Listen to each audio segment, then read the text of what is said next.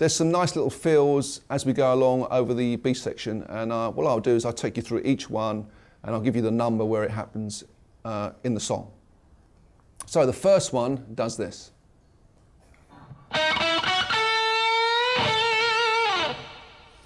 So this is the first one on that first bridge, which I've already showed you. It comes out of that again with the same bridge with the...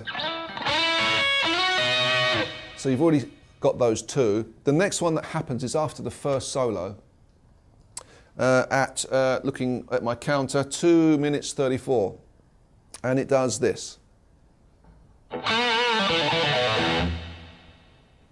Okay, this is it's just running down the E minor pentatonic. It happens on the verse after the solo, 2 minutes 34, and we're just doing a little push on the G string, second fret, all second fret, pulling off from the G to the open, the second fret to the open, on the D, second fret to the open, but we're doing a little bend on the G string. So I've got 2 pull-offs on each. Going down from the G to the D, down to the low E. The next one happens on the bridge, and it does this. All right, this is at the 14th fret on the E string. This is just going into the bridge at 2 minutes 40, and we're bending the 14th fret up to the 15th fret and then pulling off to the 12th fret. And at the 15th fret, we're given a choked bend up to the 17th. So slowly, quite a nice little lick. Then we're fully into the bridge, and the next one does this.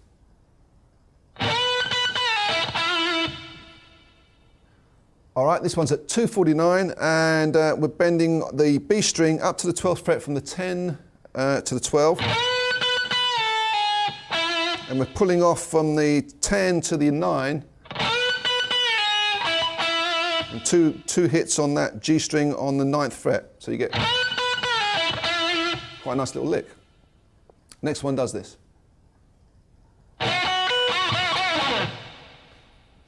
Okay, there was some debate about what this lick is, but it sounds very much like a position 1 pentatonic, doing the old Johnny Be Good type lick, which is bending the G string up to from the 9 to the 11, and catching the 7 on the B and the E, and it's coming back down to the G with the 2 bends, and we've got a sort of a rogue note at the end, at the end. So if you put it together, we get... And that happens at 2:54, around about 2:50, you'll hear it jump in there. One more time. So our next one happens around about 3 minutes, 3:05. It does this over the B chord. So it's the G and the E string. We've got the G and the E on the 11th fret. And I'm using the plectrum on the G string and my first finger on the E string, so we get that sort of sound. Take that shape down from the 11 down to the 9, then down to the 7 and the 8. So you get, then you get a little passing as he hits the A power chord down. So we move that shape down in semitones. So we're ending up on the 5 and the 6 on the G and the E. So we get.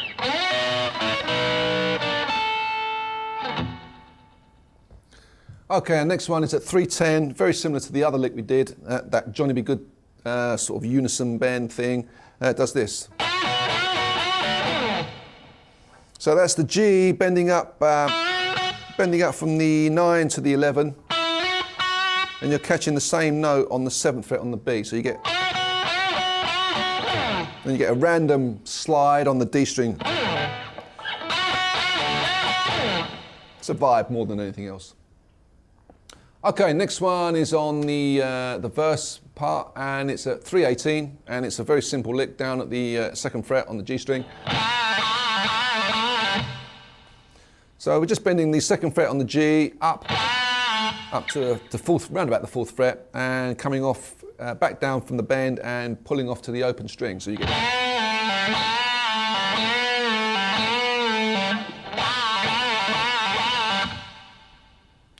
Here's our next one at 326, does this. So this is our position 4 pentatonic. We're taking the B string, bending up from the 10 to the 12, and then with your little finger catch the 10 on the E. So bend the B up 10 to 12, catch the E on the 10, and we come down. That's 10, 8 on the G, and then 10 and 8 on the B, and then landing on the G on the 9th fret. So we get, because I've got my tremolo set up to float, which is my usual whammy bar stuff, as I bend this note up, this note will go flat. You can hear it go flat. So what I'm trying to do is, as I'm doing that lick, I'm trying to bend this E string slightly sharp, which is one of the drawbacks of having a floating tremolo.